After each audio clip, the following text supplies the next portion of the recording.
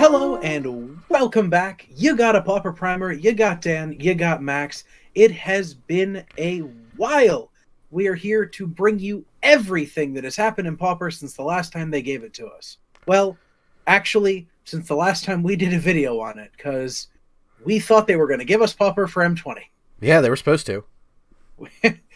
we kind of planned on it, we made a video about it, and then it didn't exist. It's still there. You can find that video. Yeah, you can find that video. It's linked below. For now, we are here to talk to you, and all of you out there about the most interesting thing that's happened to Pauper on Arena since they gave it to us. We have the Historic Pack 1, right? Is that what Historic it's called? Anthology 1. It's not a ton of cards, but the implication of some of these cards is pretty deep. The fact that there were only 20 cards and 7 of them are commons is impressive. First on the docket is possibly the most powerful, if not, I think, one of the most powerful Pauper cards we have with Soul Warden. Yes. So Soul Warden is an oldie for sure, but a goodie. Because whenever another creature enters the battlefield, you gain 1 life. And that's whenever another creature enters the battlefield. Not your battlefield. Not under your control. The battlefield. Period. The end. Proper Soul Sisters. Yeah. I mean, this was one of the cards that probably has, like, some of the most missed triggers in the game. So tokens is already pretty good. And it has been kind of since the inception of Arena Pauper. So Soul Warden kind of pushes that up even higher. The next 2 cards are blue cards, and they are interesting ones. This first one is a sorcery for 1 and a blue. It's called Treasure Hunt. And this is a really weird card. You reveal cards from the top of your library until you reveal a non-land card. So anything that's not a land, if you reveal it, you put it and all the rest of the cards revealed this way into your hand. So if you have like 5 lands on top of your deck, and the 6th card's a non-land card, you will put 6 cards into your hand. That's a lot of cards. If the top card of your deck is not a land, you will put 1 card into your hand. So this was predominantly used in offbeat formats, like there's some Pauper variants, and Peasant. It was popular because you could use this to build the deck with very few one real card and the rest are lands. So besides Treasure Hunt, so you have 2 spells and the rest are 8 spells, and the rest of the Zombie Hunt. Yeah, the cards are lands, and you would just go brrr, and put like all these cards into your hand, and then you would discard them to Zombie Infestation or something along those lines that had a ability to discard cards for a large benefit. So it was a really weird card. I don't know if it has implications yet in Arena Pauper, but I'm excited to fiddle around with it and try to figure it out. And similarly, but I think less so, is the card Distant Melody. Now this card lets you choose a creature type, and then you draw a card for each permanent you control of that type. First of the cards we've seen that's actually a major player in traditional Pauper. Yes, in Real Deal Pauper, this card is very much a player and generally played in the Elves deck. It's usually like a 2 or 3 of in those lists. And it is very powerful. So if you have out 5 or 6 creatures that happen to share a creature type, you pay 4 and draw that many cards. So it can be very good. I think in Arena, it's going to be less so good in Elves, because I think Elves takes on a whole different shape than it would in traditional Pauper. But the one thing I am excited for about Distant Melody is that it finally is a payoff for the tribal decks that we never had a payoff for before. And if you go back to the old videos, Dan and I have been talking about how it's kind of a trap to build the tribal builds because there's not enough payoff where you can just build a better version of that, just not with all creatures that share the same creature type, because there was nothing that really benefited that outside of like maybe a pirate deck that was okay but not spectacular. Here and there you could find like a boon for it, but most of the time it wasn't, and Distant Melody is finally a really decent payoff for having all those same creature types. Yes, it is.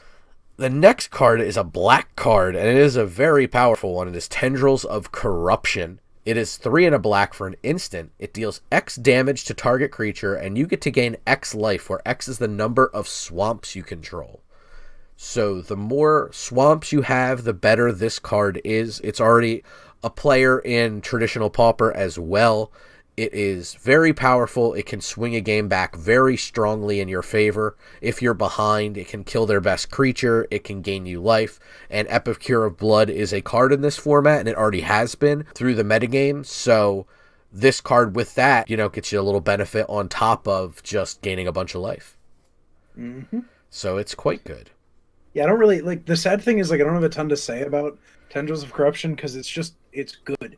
If you read this and you don't understand that it's good, I have nothing for you. I think it is full stop the best 4-drop removal spell. It may be the only playable 4-drop removal spell in Arena Pauper. Yeah, that's probably correct. So next up on the docket is another, formerly a Pauper staple. It kind of got neutered pretty hard. Look, I don't want to talk about it. I know. That is the card Kiln Fiend, and it is a 1/2 for 2. It's an elemental beast. Whenever you cast an instant or sorcery spell, it gets +3/+0 until end of turn.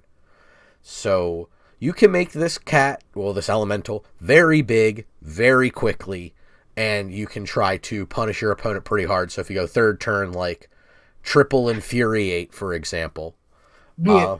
you get a healthy pump there of +18.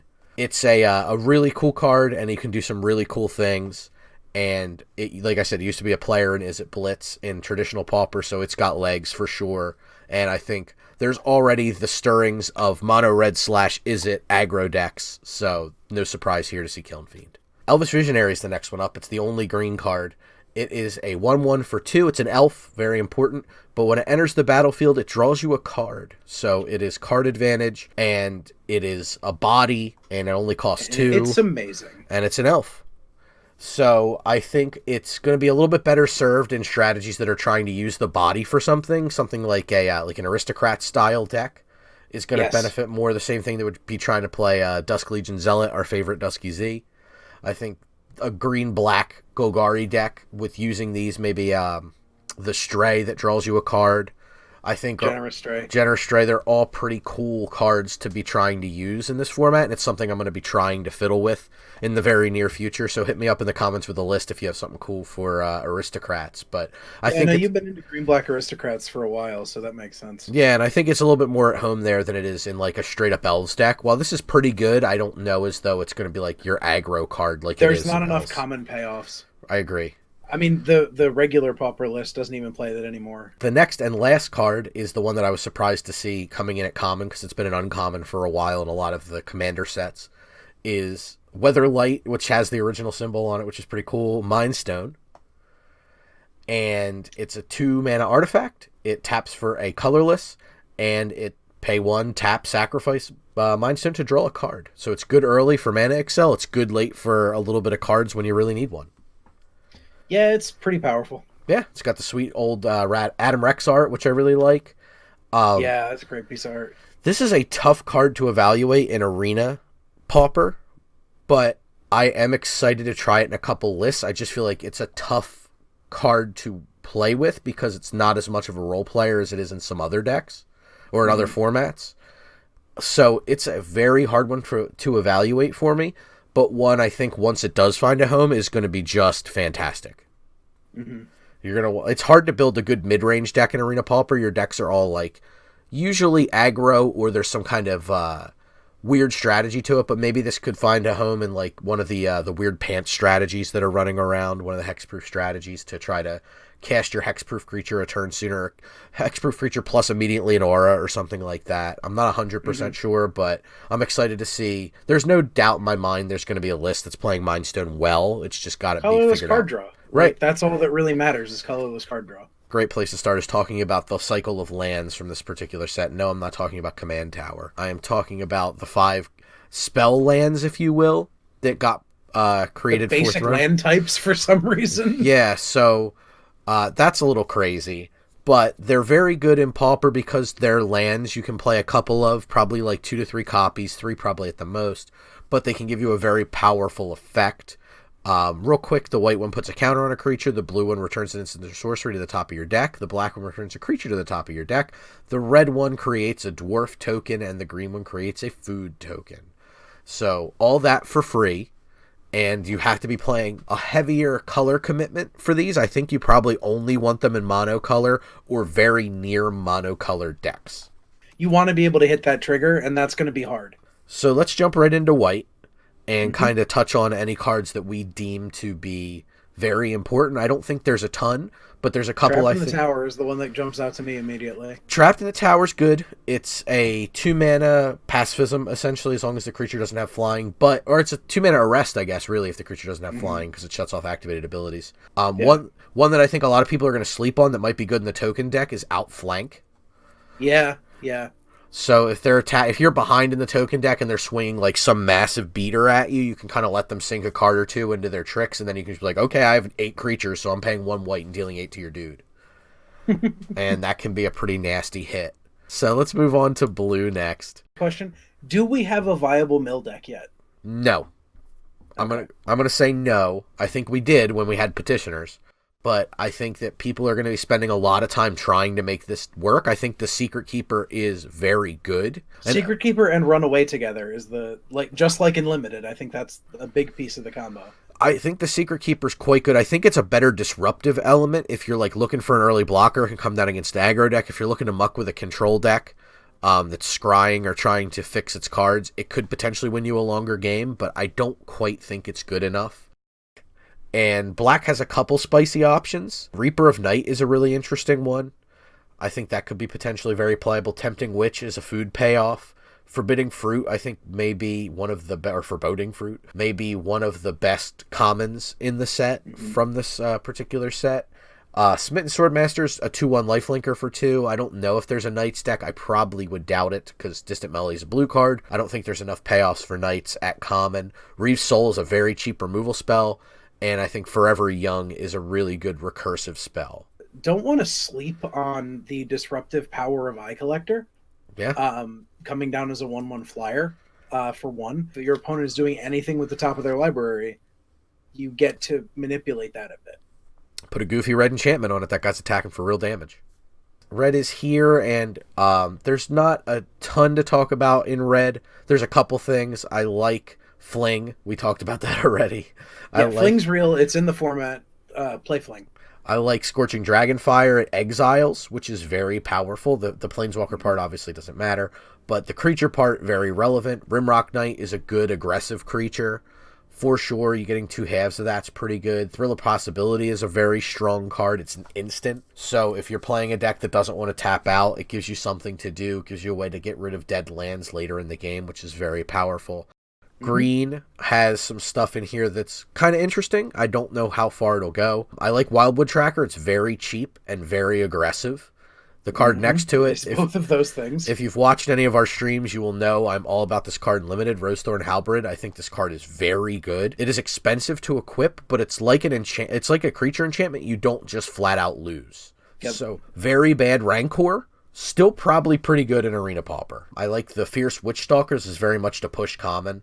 And it's 4/4 trample for 4, which is way above rate from what we've seen. I think Curious Pair has some implications if you're trying to do some kind of food shenanigans. I like the Carver because, again, 2 spells out of 1 card in Pauper is very, very powerful. Same with the Tree Folk. Artifacts, we have Ginger Brute. So if you want your meme deck, be my guest. Or if you just want a really aggressive aggro deck. Yeah, really aggressive. Golden Egg will let you draw some cards. It'll fix your mana. It's a pretty good role player, I think. I don't know how good it'll be, but it's not horrible.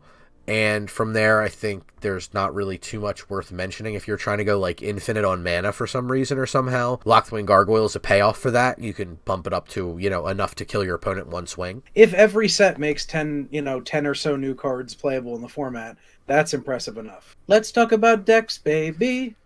I knew you were going to do that. I mean, I wasn't going to make that joke. Come on. So, now we're going to run through some decks that I think might be good metagame choices for you out of the gate, so you're not just throwing your gold away. First one is Green-White Soul Sisters. So, it's essentially the Green-White Tokens deck that we've been talking about since the very first Pauper Primer, but it's got Soul Warden in it now. So, the goal is to gain enough life that even if your board state gets a little crapped on by your opponent, you can still come back and win. You have 4 Soul Warden, 4 Impassioned Orator, 4 Martyr of Dusk, 4 Raise the Alarm, 4 Sapperling Migration, 4 Jungleborn Pioneer, 4 Yavimaya Sapherd, 4 Queen's Commission, and the payoff is 4 Inspired Charge. So, to go with that, we have 2 Idyllic Grange to put a counter on our creature, 12 plains, 10 forests. So, I'm at 22 lands right now. It's because we want to reliably cast our Inspired Charge, but I could see coming down maybe 1 land. Maybe, we're generally settling in around 20 land in these, but we want to make sure we can cast our Inspired Charge. We want to make sure our Idyllic Granges aren't just coming into play tapped if we can help it. Not the biggest of deals, but I could see maybe a land or 2 coming out of this to add maybe something else, maybe just a regular Great Charge. Mm-hmm. But I don't know for sure until I test with it. But 24 could be a touch high. I think probably maybe 1 to 2 lands coming down in that respect would be better. I would definitely not put more green cards in because you probably want to cut a forest or 2 and run heavy white with just really good token payoffs out of green. Right. The only thing that concerns me is trying to hit guaranteed 3 planes before you drop whatever the land is actually called. Idyllic Grange. Idyllic Range. Just it's... I don't know. I'm no math scientist. I'm no Frank Karsten, but I don't trust that math pretty much at all. Yeah, I just want to run as many sources of that type as I possibly can to ensure that I can actually hit it for its advantaged trigger, because having to have it come into play tapped on top of that and not getting the trigger is kind of like, why is this in my deck to begin with? Yep. Totally agree. So the next deck that I have for us to look at is Mono Red Kiln Fiend. So we talked a little bit about this during the rundown of the historic cards. But I do think there are some really interesting things. I was originally going to go blue-red. I think everybody's inclination is to just copy Izzet Blitz. Well, that's my inclination, but I also used to play Izzet Blitz in Pauper, so perhaps I'm biased. Yeah, so I want to kind of talk about why I ended up in mono red and what I think the advantages are there. One, I think your mana is just better. You get to play 19 mountains, and that's all you have to worry about. You don't have to worry about hoping to get the blue you need to cast that opt. Also, in the Izzet Blitz deck, you were able to generate... you could potentially generate mana if you needed to. Pauper had the ability to play rituals if you really needed them. This format doesn't really have that, so you need to kind of make every spell count, the same way the last version of Izzet Blitz played. So 1 mana spells are king, and 2 mana spells are like, you kind of want those to be your payoff. So the list as I have it is 4 Crash Through, 4 Infuriate, 2 Maximize Velocity, 4 Rile, 4 Shock, 4 Warlord's Fury. So Crash Through, Rile, and Warlord's Fury all cantrip. So they will all draw you a card. And they will all trigger Kiln Fiend. Oh, I like that. On the 2-drop, I have 4 Burning Prophet, 3 Fire Urchin, 4 Kiln Fiend, 4 Fling. So all the creatures are Kiln Fiends. They're all bad Kiln Fiends. The Burning Prophet is a 4 of because it also scries. That scry is huge. It's very, very powerful. If you played during the last Pauper, you'll know how powerful this card is. And the nice thing is all of our critters have a bigger than 1 butt, so we can rile. And we could rile up to 2 times on the same Burning Prophet, which is very powerful. Mm-hmm. We only have 3 3-drops, and those are Spellgorge or Weirds, in case the game goes a little longer. This card is very, very powerful. It is quite weird. And the last one is a 4-drop. It's a singleton. It is not Gravitic Punch, but it is Cosmotronic Wave. Yeah, okay. So I might build this with Gravitic Punch just to see. Yeah. But... So the list is very simple. It's very straightforward. Basically, after we play Kiln Fiend, if we can help it, turn 3, maybe turn 4 is probably likely the turn where you can go off. If you're like Crash Through, Infuriate, Rile, Warlord's Fury, it's like you've triggered your Kiln Fiend a bunch of times. It's got Trample. It's got 1 damage on it. It's got plus a small butt pump. It's got a bunch of stuff, and then you can attack them. If they don't have a blocker, you're just getting in. And maybe at the end of that, if you only do a couple spells, or maybe turn 5 or 6, you just go, okay, now I'm going to fling my giant Kiln Fiend post-combat. And just blast them. Or, like, I'll hit for trample damage. Because, again, with the Infuriate, you're pumping the tail, which is important. Same with Maximize Velocity. You're pumping its butt so it can survive, hopefully, blocks. Trample through for a few damage, and then post-combat, you fling them to death. Which is pretty useful. And it's got Maximize Velocity in there to jumpstart a little bit in case you draw a few too many lands. But I'm running really lean on land in this one. But just in case, after about 4 or 5 lands, you just don't want anymore. So being able to jumpstart and use, like, I'll give my Kiln Fiend haste. I'll just attack you for 5 on, like, turn 3 or whatever, just to get 5 points in is really valuable. I mean, poking and damage is poking and damage. Right. This isn't quite Izzet Blitz. We're not looking to flourish off in one turn. We'll have to probably incrementally deal some damage. But it does have the ability to do it. Well, that's because we don't have the Teamer thing. Battle Rage. Yeah, thank you. I was like, picking up, because my Canadian Highlander deck happens to be sitting on my desk, and it has that in it. So it's like picking up the deck, trying to flip through to it. Yep, it does not have that. So it's really hard to one-shot them, but this deck does have the potential to do that if you want. So you can get style points if you're going for style points. So lining up the next deck, I have the deck I think that may play Distant Melodies the best. It's Pauper Merfolk. So this is one that came out early on in discussions in our YouTube chat, or comments section if you prefer. It ended up becoming a chat. That people thought that this could be a good deck. I didn't think there were quite enough payoffs. I think Distant Melody kicks that over the edge for this particular deck. So I'll run through kind of each of the drops. 4 Mistcloak Herald, 4 Jade Bearer, and 4 Jungle Delver. So we're playing basically every 1-drop Merfolk you can. I mean, it's a tribal deck. You need to have critical mass of tribal cards. Yep. For the 2s, we have 4 Shaper Apprentice, 4 Deep Root Warrior, 4 Gilt Grove Stalker, and 4 River Herald's Boon. So, again, creatures, Shaper Apprentice gets evasion. The Gilt Grove Stalker can't be blocked by small creatures. And the Deep Root Warrior, if it gets blocked, gets bigger. So they all have some form of weird evasion on them, or things that make combat math a pain in the butt, which is like evasion if your opponent's lazy. So those are all in there for that reason. River Herald's Boom was the old payoff for Merfolk, where you can make them bigger for very little and at instant speed. On our 3-drop, we have 4 Water Trap Weaver and 4 Jungleborn Pioneer. So these are just good role players. They're good 3-drops. They come down. The Pioneer spits out 2 creatures. The Water Trap Weaver taps a creature that your opponent controls so that they can't block you that turn. So it lets you get in damage. It's fairly robust. It has the Jungle Delver to use up its late mana. And of course, we have 4 Distant Melody in the deck. That may be a little much, but right now I'm running it as 4 of as possible. So I just want to see what works and what doesn't out of the gate.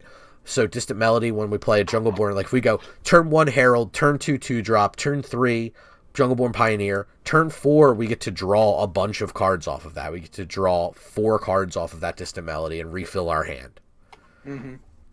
So going from no cards back up to 4 cards and still having a board presence that's pretty good is really hard to overcome. And strong. Yeah, a lot of these creatures, like the Jade Bearer, puts a counter on something. There is the Shaper Apprentice that has a 1 butt, so you can get swept up. Same with the Gilt Grove Stalker. So you got to be careful, and that's where River Herald's Boon comes in. So if you feel like you're playing against control, you want to spread your counters out so you can't get Mephitic Vapors down or anything like that. So keep that in mind as you kind of muck your way through things. The next list is Mono Black Control. So this is pretty traditional, and it's a deck we've been playing kind of since Amonkhet was in Pauper. Friend of the stream, the Cooge, was helping us out with that.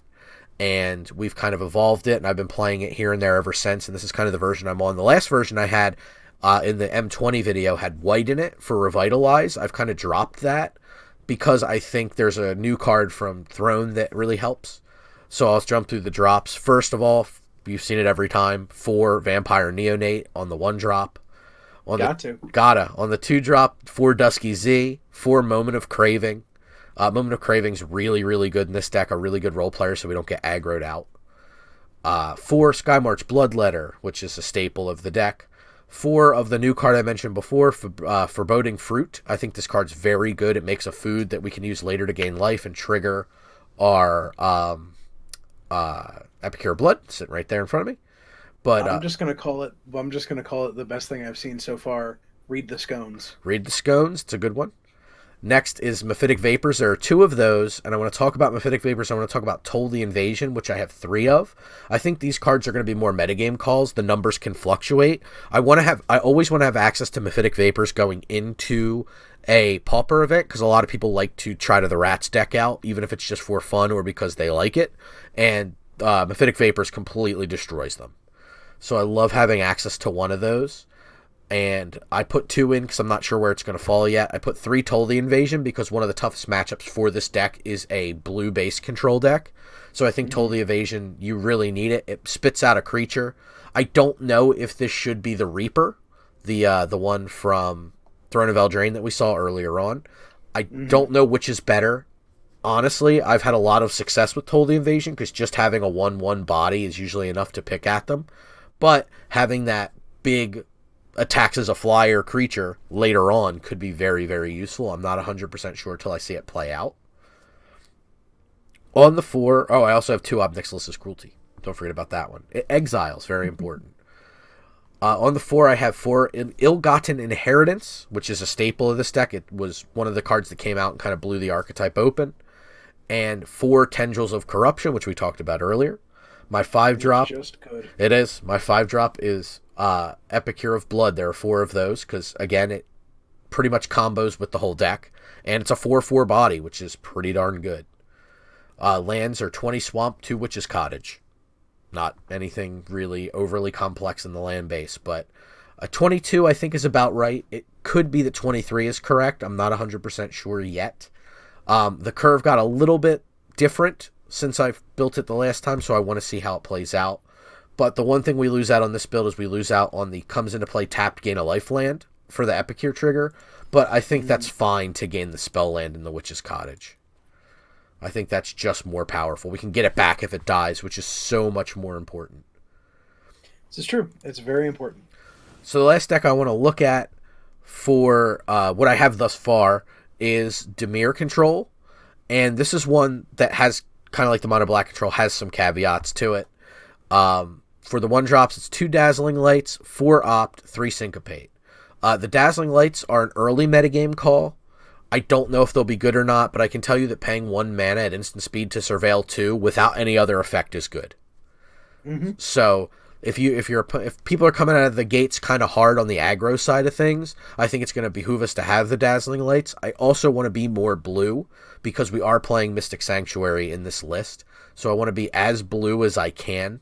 Like this build drops Notion Rain and a couple other black cards we were playing previously so that I can keep things closer to the blue end of the spectrum so I can trigger my Mystic Sanctuaries when I need it. It makes me sad to lose the blue or to lose the black here, but Mystic Sanctuary is so good. It is. I'm excited to try it out. This is the only old list I kept was my old Dimir Control list, because if I don't like this build, I can go back to the other one and start from there, and this is kind of where I based mine off of. So we'll see how it goes, but we're definitely going to be streaming it, so you'll get to see that live, hopefully. You will get to see us play this. Yeah, so we have the Dazzling Lights, we have 4 Opt and 3 Syncopate. I think those kind of speak for themselves. I have a Singleton Blink of an Eye. The Singleton Blink of an Eye is part of a combo with Salvager of Secrets. You bounce it, draw a card, and then you get to recast the Salvager, get back the Blink so you can repeat the process. 3 Essence Scatter to counter their creatures. 3 Shimmer of Possibility, because it's probably the strongest cheap card draw we have access to. 3 Moment of Craving, because it's good. 1 Spark Reaper. So Spark Reaper also goes with the Salvager of Secrets, because we can start in a very long game sacking the Salvager to the Spark Reaper to gain a life and draw a card, and then get both of them back with Soul Salvage if we need to. And the Spark Reaper can sack itself to its ability. So when does the monkey start playing the squeeze box? I know, and it got so ridiculous that I considered putting in that card that lets us reshuffle our graveyard back into our library. Because I was like, should I play that? Should I play Singleton Devious Cover Up? Like, how should I go? And all of those things are on the table. That is entirely something I should be doing. But until I fiddle with it, I'm not 100% sure yet. It's like any control deck. Until you play it live, it's going to be different. Right. Those are all questions I have that I'm really interested to find out about. I also have 4 Whisper Agent, which if you've been following us, we've been playing this since the beginning of Dimir Control. It's usually always a 4 of on Whisper Agent because it's really good. Singleton Mephitic Vapors because we can find it a lot more reliably, and we can get it back on top with Mystic Sanctuary if we need to wipe the board more than one time. 2 Obnixilis Cruelty. 1 Soul Salvage, as mentioned. 2 Toll the Invasion. This time I think Toll the Invasion is better than the giant flying creature. And the reason I say that is because if you've ever played this deck, we virtually play no creatures. And your opponent will use removal spells on your army token. That's how much their hand's going to be glutted with creature removal. So if we're playing the Giant Reaper, they're 100% going to get rid of our Giant Reaper because their hand's going to be full of creature removal. So even it's just a discard 2 of their choice, and usually their hand's glutted with creature removal. They're happy to discard, so I want to pick the card this time. Yep. On the 4, I have 2 Tamio's Epiphany. This card is freaking ridiculous. Yes. And I'm running a Singleton Bone to Ash, which again is a metagame call right now because I think there's going to be some bigger creature payoffs. Not that there's going to be big creatures necessarily, but creatures that are pivotal for a deck to work or to win. So I think that's going to be very good. There are, on the 5, 2 Salvager of Secrets and 2 Soul of the Rapids. Soul of the Rapids really ties the room together. It is awesome. It's a very powerful card. It is hard to deal with. I can't tell you how many times I watched an opponent hover over this like 8 times trying to use a removal spell on it, only to realize it has hexproof. So this deck, I'll talk about the lands for a minute. 13 Island, 2 Mystic Sanctuary, 3 Swamp, 1 Dimir Guildgate, 4 Dismal Backwater. So I'm not running more multicolor sources, even though I can, because there is a lot of value in lands coming into play untapped. And I think we have enough fixing because we're not running a ton of cards. Like ignore Whisper Agent, you can cast it for double blue. So you really only need Moment of Craving, Mephitic Vapors, Obnix, Soul Salvage, Toll the Invasion. That is not, and there's only, and Spark Reaver. So there's 3, 4, 5, 6, 7, 8, 9, 10 cards we need to cast in black. So we only really need approximately 5 lands that generate black. I have a few more than that, just to make sure that number may change as I play more. I may want to drop a Swamp for an Island. That is entirely possible, especially with something like Bone to Ash. It is it and Whisper Agent are the only double, or no, that's a lie. There's 5 drops or double colors. So there's a bit of double color, but Bone to Ash is a weird one on the 4 drop to be a double color. So it's possible that things get shifted. So play with it a bit. Let us know what you think. I do think black is the best color to pair with blue for control. I looked at white and I looked at red, and I don't think they quite have the robust options that black does because of the fact that black gives us discard and the best creature removal in the game right now, or in the format right now. I think red is close, but it doesn't do the hand disruption, and white has a couple things that interest me because it has options to deal with artifacts and enchantments that we don't. But yeah, we can blink and then counter it on the way back down. It's possible something like Negate might be better than Syncopate. I just like a generic counterspell more than I do a specific counterspell. But oftentimes, and it may change, but Pauper comes down to creatures winning the game, especially in Arena. So I do like the Essence Scatter more than I like something like a Negate, but that may change. Yeah, I mean, it typically, like the way we end up having to do this often, this is like just our opinion, man. Yeah. Yeah, and we put it out there so you can have some idea of walking into the format, hopefully not just completely blind, but something cooler. Maybe it gives you a unique idea or an inspiration. We've seen a lot of people who watch the video and like, oh man, I saw that, so I'm trying this, and it's great. We love to hear that. So I guess we'll give you the YouTube business. If you like the video, subscribe. We put out videos every single week. Every Thursday there's a new video. We stream live on Twitch. It's twitch.tv/superliminalfilms. You're currently on youtube.com/superliminalfilms, so you can see the theme that runs through all of our stuff. But you can find us there. We stream every single Sunday. We stream live. We stream Arena. And then the second Saturday of every month, we do a in-person stream where we play a board game or some form of Magic. We've done Commander. We've done Pauper. We've done all kinds of stuff over there. So if you want to jump over and give us a follow, we'd appreciate it very much. And if you want podcasts or anything else, there's supraliminalfilms.com that has all of this, plus all of the other stuff I just talked about. All of this and more.